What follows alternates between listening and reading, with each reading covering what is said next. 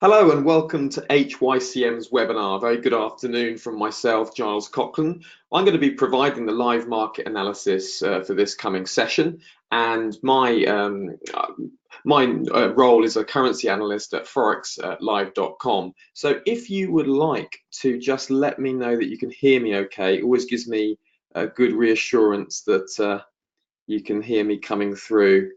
I'll just give folks a moment to read the disclaimer as I'm just checking that I can hear everybody. If you could just type in, let's just see who we've got here. Oh, hi Afros, hi Emily again, hi Mo again. Good to see you back. Nadir, Saud, Mokta, Matthew, Catherine. Great, really welcome. Nice to have you here again with us, guys. Could someone just let me know that they can hear me okay? If you could just type in the chat or the question, I'm coming through okay. I think my audio is, yeah, thanks Afros, that's great. I'm coming through loud and clear. Yeah, thanks guys, great. It's always nice to have the reassurance that I can be heard. Well, I've left the disclaimer up just for a minute for you to read, and now we're going into the look ahead for what's coming this week. Now, this week is an interesting week because in terms of the economic data releases, there's very little that's coming out to really move the markets. However, don't be deceived, because even though there's very little economic data that's due to be released, there could still be some pretty large moves in the foreign exchange market because there's a lot of different things going on. So we're going to spend a lot of time talking about the context of the market and the place that we're finding ourselves in, even though the economic data is pretty slow. And this afternoon's session is going to be slow as well because you've got the US and Canadian banks on holiday. So it's a public holiday for them over there. So it's not it's going to be very thin liquidity, which ironically can result in some pretty strong moves. So let's go into the geopolitical concerns that we have. And the number one concern that you guys need to be aware about is the Brexit. Now, the Brexit situation is all to do with how the United Kingdom withdraws from the Eurozone. Now, there's been a lot of controversy about exactly the relationship for Britain post March 2019. And this is an ongoing saga that you need to be following. I'm just going to jump straight in with where we are at the moment. At the moment, we're at a pivotal point because the EU summit is coming up on the 17th and 18th of October. And Theresa May, Britain's Prime Minister, has done a fantastic job recently managing a lot of difficult situations. Some of the problems that Theresa May has had is she's had to kind of keep her own Conservative Party together, with some people wanting a very hard line Brexit and other members within her own party wanting kind of a soft line Brexit. So she's had to kind of marry two competing parties within her own Conservative grouping together. At the same time, she's also had to present to the EU some coherent plans as to the relationship for Britain with the European Union going forward.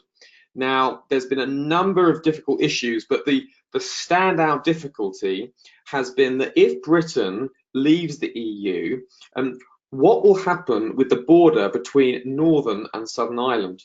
And technically, once Britain leaves the EU, that border between the north and south of Ireland should be resurrected, as it were, and that border should be put back into place. Now, there's sort of deeply political reasons behind the Northern and Southern Irish border, and very, very strong feelings between people in Ireland about the relationship between North and Southern Ireland, and particularly between the relationship of the British people in Northern Ireland and how they will relate to the rest of the mainland UK. So domestically, it's a really important issue. Now, for the EU, it's a really important issue as well, because you can't have free movement of goods and without free movement of people. So, you know, from the EU's perspective, Britain can't have its cake and eat it. So Theresa May has to kind of, and what she said, she's had her own Conservative Party conference, and she said that she's got a kind of a new plan to deal with the border problem between Northern and Southern Ireland. She also presented it to the Southern Ireland's Prime Minister, and he was sort of said to be warm to the idea that Theresa May was suggesting, but obviously, as the old saying goes, the devil is in the detail with this situation, and this is a tricky situation. Now, what I wanted to share with you guys here was how to trade the Brexit scenario, because I'll tell you the different approaches that I've heard. Well, one of the approaches that I've heard is that essentially Britain will get a deal done with the EU eventually. That is really the mainstream view. Okay, there's going to be ups, there's going to be downs. No one quite knows how the Irish border problem will be solved. However, the general consensus is it's not good for Britain, it's not good for the EU if Britain doesn't do some kind of deal with the EU. So that's the baseline view. So what I've heard some people saying is that this is a good time just to go long the pound. Okay, that eventually it'll be sorted out, and in order to do that, just use very wide stops. So in that scenario, what people would say, you took the pound at US dollar pair, you would be looking to ride out the volatility associated with the Brexit. You would be looking for some stop below 1.2500. I would say that would be a wide enough stop to ride out the volatility. Now, obviously, that's a huge stop, so you would have to use less than zero leverage. In other words, you should never admit risk, in my opinion, more than 1% of your account on any single trade. So if you did put that trade down, then that would want to be a maximum of 1% of your account. So, okay, the downside of that's a huge stop. And in my opinion, that's not the best way to trade this situation. The Brexit scenario is going to be vulnerable to headlines constantly at the moment. It's constantly going to be what's the latest news, what's the latest headlines, and the market is going to be constantly pinging around on the latest headlines. And last week, in the last couple of days, at the end of week, Thursday, Friday, there was some strong buying of the pound. And the reason there was a strong buying of the pound was because it was thought, yeah, okay, Theresa May, she's managed to survive her Conservative Party conference that ended on Wednesday. She's done really well. And there's some renewed optimism that a deal will be done. And she's got a new plan about the Irish border. And then the EU are pretty warm about a new deal. But today, the pound sold off quite heavily, and it's because it's not even going to be discussed this week about the Northern Irish border problem. So, of course, being willing to do a deal is very different to actually getting a deal done. And that's why the sentiment today has turned bearish for the pound. Because, traders have suddenly realized, yeah, it's one thing for Britain to want to do a deal. It's another thing for the EU to want to do a deal, but actually getting the deal done. And when you consider that it's all to do with the Irish border problem, everyone knows that's a really, really tricky situation. There's not easy answers there. So the detail will be really scrutinized. And even if a deal in principle is done, remember that Parliament has to vote that agreement through. So there's no guarantee that Parliament would even vote the agreement through. And then even when Parliament has voted that agreement through, there is the spectre ahead of a general election with Theresa May potentially facing, a general election with a Labour government coming in, which could turn the whole Brexit negotiations in an entirely different perspective. Would they talk about a referendum to reinstate Britain into the EU? It's not inconceivable. So even when this Brexit agreement gets finalised, there's still potential problems to come. So with so much uncertainty, I don't think it's sensible to try to go long on the pound at this stage with a really wide stop. Instead, my suggestion, and again, this is not advice, It's education to help people make wise and sensible trading decisions. And I would use the moving averages that you have here on the chart as good places to define and limit your risk. So you can see when price returned to that 200 moving average on the 21st of September, you could see that, you know, placing a short there with your entrance just above the 200 moving average would have been a very sensible place to go short. Now, if you're of the opinion that the latest good news sentiment between the EU and Britain getting a deal done is excellent, you know, price is at a potentially good place to go long the pound US dollar. You could just go long there if that bar sort of closed like that today.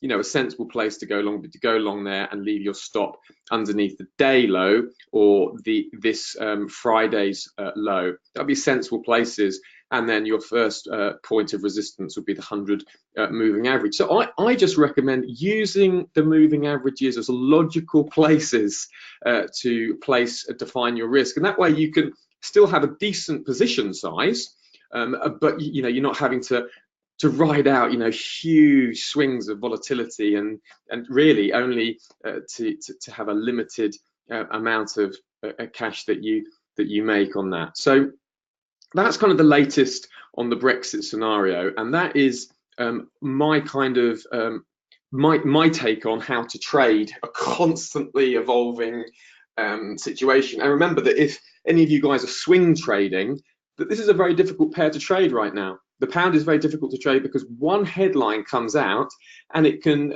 move the market 50, 60, 70, 80 points depending on what that headline is. So if you are trading, you know, you are swing trading the pound, you have to accept that headline risk is significant. So, you know, definitely put on a trailing stop in case you go strongly into profit, and make sure that you fully realize that, you know, one headline could ruin your trade. But I hope that gives you guys some pointers of just some sensible places to define and limit the risk without having to take unnecessary risks with that. So, you know, as you're trying to navigate the Brexit waters, make sure that you don't get shipwrecked. You're aware of all the risks and the opportunities that present in this situation. Now we'll go on to the next section. Oh, Malcolm says the audio seems to have disappeared. Is that just me? Guys, can the rest of you just confirm that the audio is okay? Yeah, one guy's having a problem. Can the rest of you guys hear me okay?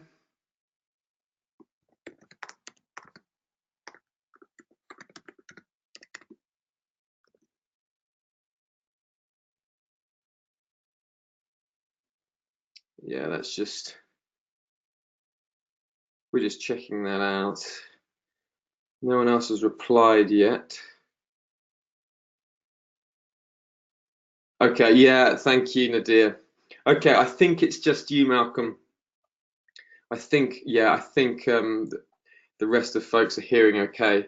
I'll move on to the next thing. I hope you can sort that out, Malcolm. Okay, sometimes if you just reboot the computer and start again, sometimes it will just let you back in. There's always the recording of this webinar in case you miss it. Now, the other key issue is the US-China trade war is back in focus. The Shanghai Composite is down over 3% in overnight trading. So there is a general fall in equities across the world at the moment, and a lot of this is to do with the rising yields in bonds. So the breakout in bond yields has equated to a removal of finance and assets from the equity markets, and we're seeing equity markets sort of plummet around the world. So this is a real big concern, and when you put the US-China trade war into the mix, the concerns about a slowdown in global growth, equities are really vulnerable at the moment. And as we speak this morning, we did have some risk-off sentiment in the market. We had the Nikkei down almost a full percent.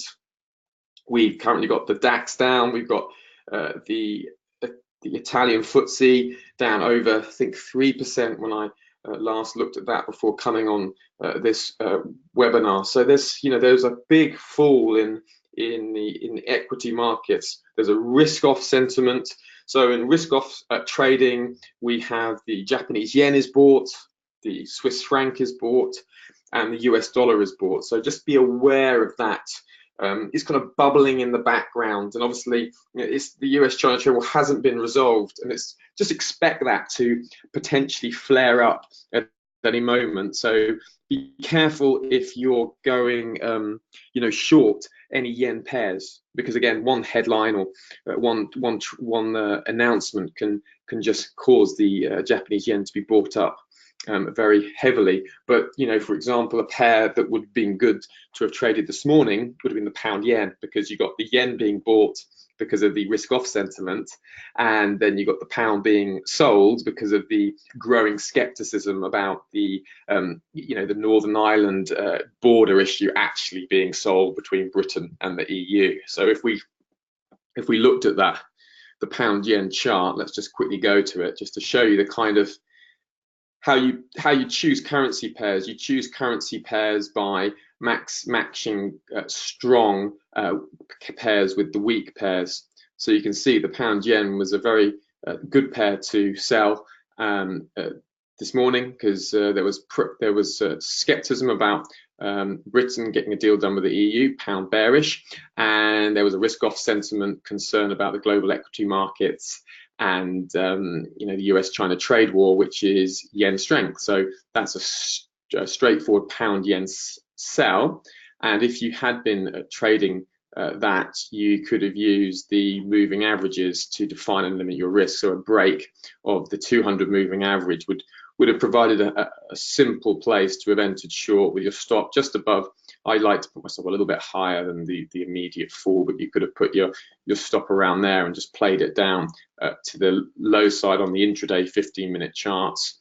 And on the 1 hour charts, there wasn't really an easy place to enter that as it fell, unless you entered straight short. But that just gives you a little indication of how you could have traded these two geopolitical concerns that we have off the bat, which is Brexit on one hand, and the rout in global equities, as well as the backdrop of the US-China trade war.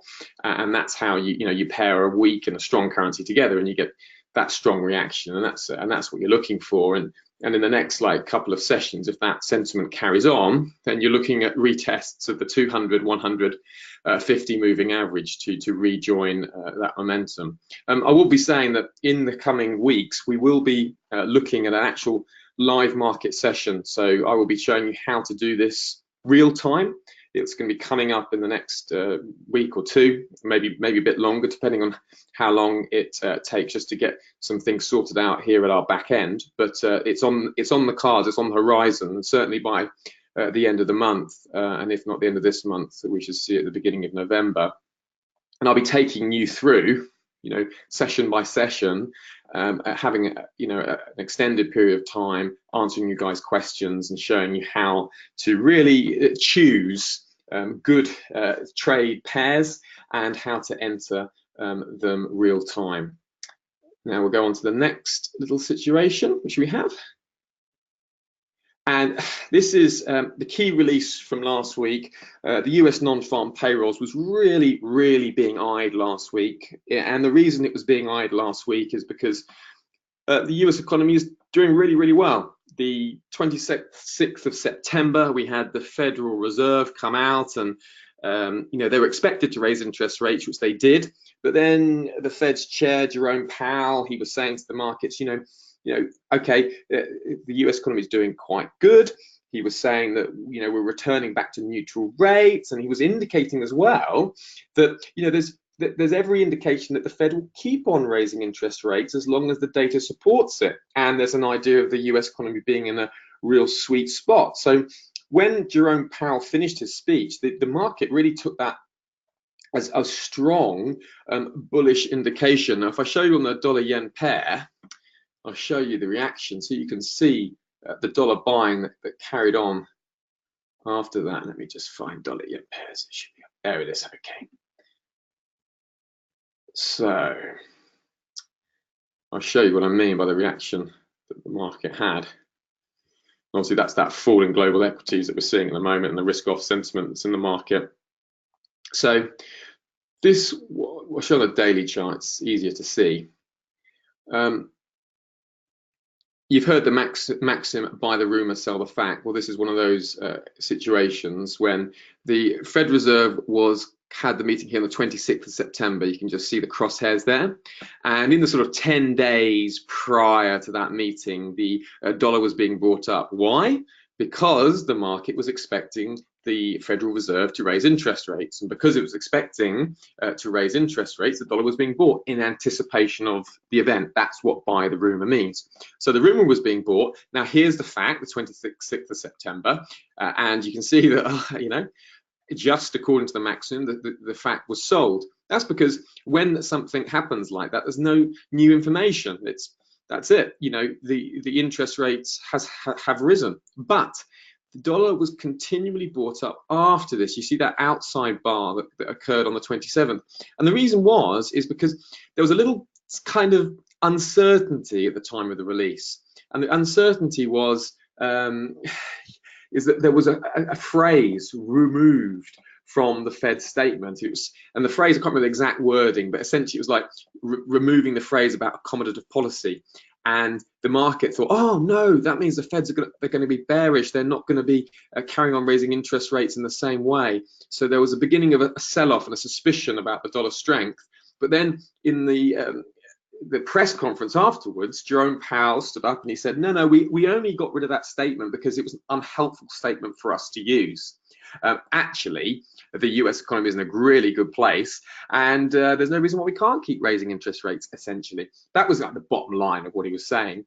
And so the market carried on buying the dollar after the event. So in this context, the non-farm payrolls was released on Friday. That's the bar. I was watching it at the time. And let me show you why the dollar sold off. Now, what happened was the headline figure was lower than expected, okay?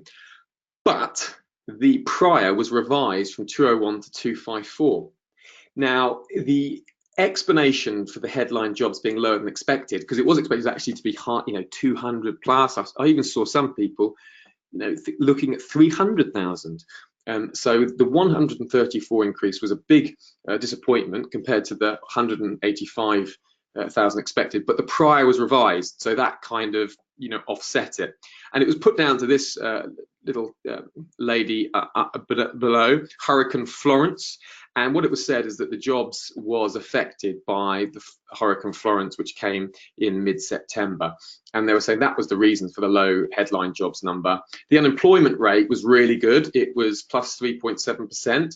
So that is the lowest unemployment rate in 40 years. So you can see that was very good for the US economy. And the average hourly earnings were, pretty much as expected, 0.3% versus 0.3% month on month, and 2.8% versus 2.8% year on year. So remember, with the non-farm payrolls, the key focus is really hourly earnings. It's not really the headline jobs number, because it's all very well lots of people having jobs, but how much are they earning? That's the key thing. And in order to see inflation increasing, you want to see those earnings going up. So that's why the market has been really fixated on those. So they're fine, that's as expected, that's okay. Unemployment rate was good. So the headline job was down, but the explanation, maybe Hurricane Florence had something to do with it, and the prior was revised up. So if you take that as a whole, that's not too bad, but the market was really hoping for, much better than that.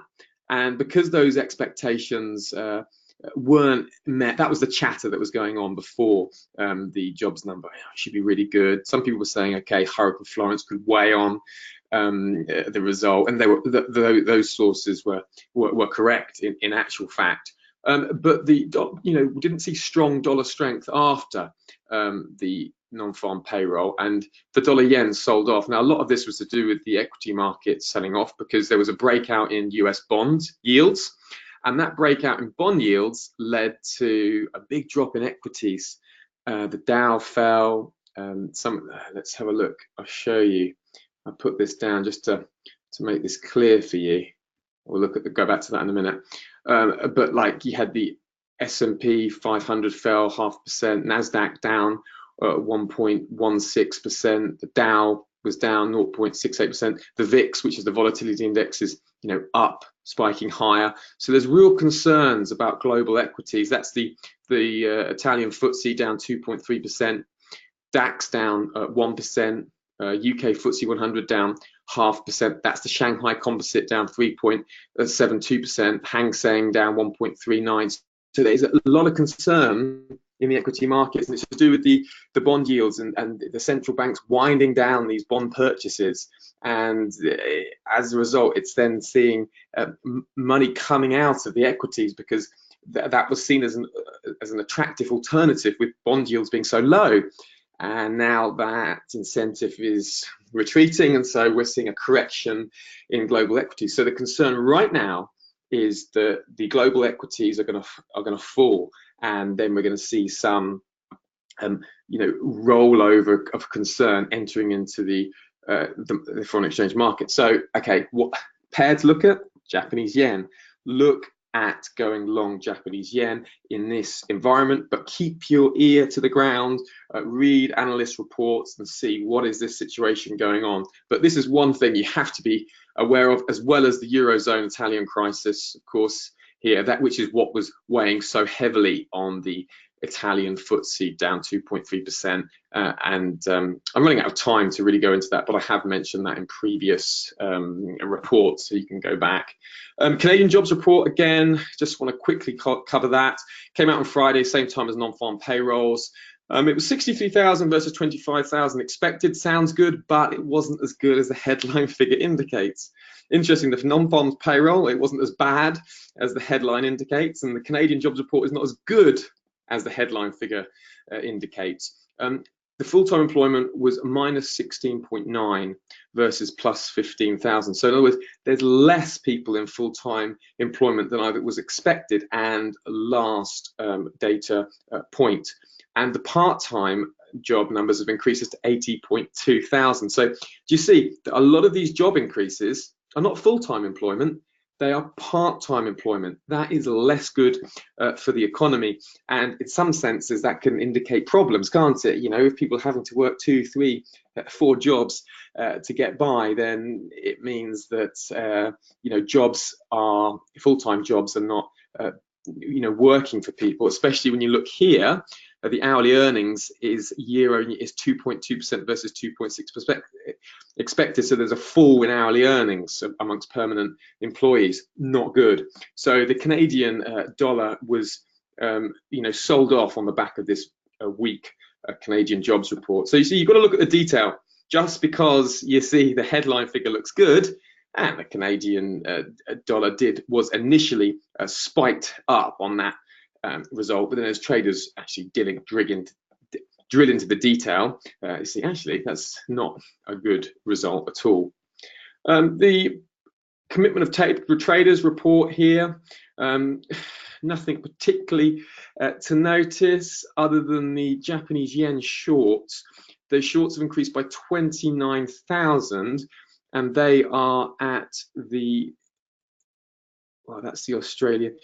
Oh, that's the Australian dollar cot position. Sorry, I put the wrong chart up for you. But there's a large number of Japanese yen shorts, so that's something to be aware of, because the Japanese economy is doing quite well at the moment. So just to be aware of the discrepancy between the Japanese economy and the number of Japanese yen contracts that are short. So just keep that in mind, especially with the global sell-off in equities and potential risk-off environment that comes in. So going for the week ahead, we'll have a quick look. As I said, a lot of the focus has been not on the calendar events. Today is going to be probably quite sleepy, although with the fall in equity markets, don't rule anything out. But we have a holiday for the US, we have a holiday for Canada, and Japan has been on holiday as well. So not expecting much in terms of the next session, although sometimes when markets are on holiday, the liquidity is very low, which can mean, ironically, large price swings. Again, Tuesday, there isn't really very much going on. We got some data out for Germany, which is the largest country in the Eurozone now, but not particularly market moving. On Wednesday, the only kind of large market moving data report we've got is the GDP out of the UK. Now, until Brexit situation is sorted out, this isn't going to be particularly market moving. You need to have it and be aware of it, particularly if you're trading the pound, but it's 0.2% increase expected versus a 0.3% prior reading. So until Brexit is sorted out, don't expect the data for the UK to be particularly market moving. Then Thursday, we've got some CPI data that's coming out for the US. Now, quite good data expected here, 2.3% versus 2.2% prior, and 2.8% versus 2.7% prior. I have read some consensuses offer a 0.2% increase on both of these figures. So this is a lower end of the estimate. So potentially look for some dollar strength potentially into Thursday. And on that note, keep an eye out on the Federal Reserve speakers. So we've got Bostic speaking on Wednesday, and have we got any other? And Evans speaking as well. That's on Wednesday. So keep an eye out for the Fed speakers and keep an eye on the CPI data. That's going to confirm whether the US is on the right path. Keep hiking interest rates. They want inflation at 2% up above. That's where they are. So that's well above that 2% threshold. And to carry on seeing US dollar strength, you want to see those figures coming in strong. And Friday, there isn't really much data coming out at all. So that is the summary for this week. And again, it is mainly geopolitical concerns and a quiet economic data week. Just to close, I wanted just to have one principle to help you guys and to remind you. And that principle is, remember to pair strong currencies against weak currencies. Okay, so we looked at pairing the yen, which was strong, against the pound, which is weak today. So the sentiment in the market is constantly changing, but keep this principle in your mind. I want to pair a strong currency against a weak currency in order to make my trading decisions. When you do this, you'll find that your technical analysis works, and there's no mystery to that. It's because traders use technical analysis to enter the trade once they have determined the fundamental and the sentiment pictures that are currently driving a currency. You guys make sure you're doing the same. Pair a strong currency against a weak currency in order to make your trading decisions. Okay, guys, that is the end of our FX webinar look ahead. I'll be back again next week, same time, same place, October the 15th. And if there's any questions, I have some time to answer any questions now if you would like. I hope that's been clear and helpful for you to help you know what's coming up. I'll just give folks a moment.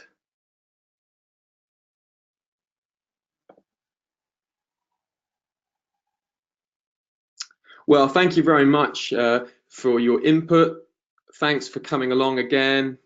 Yep, Emily, Fernando, Greg, Malcolm. Hope you got your sound sorted out, Malcolm. Matthew, Olufemi, Saud, Stasis. Thank you very much for coming along. And I look forward to seeing some of you or all of you once again this time next week. Thank you very much for listening, and I hope you have a good, profitable week in the markets ahead. Goodbye.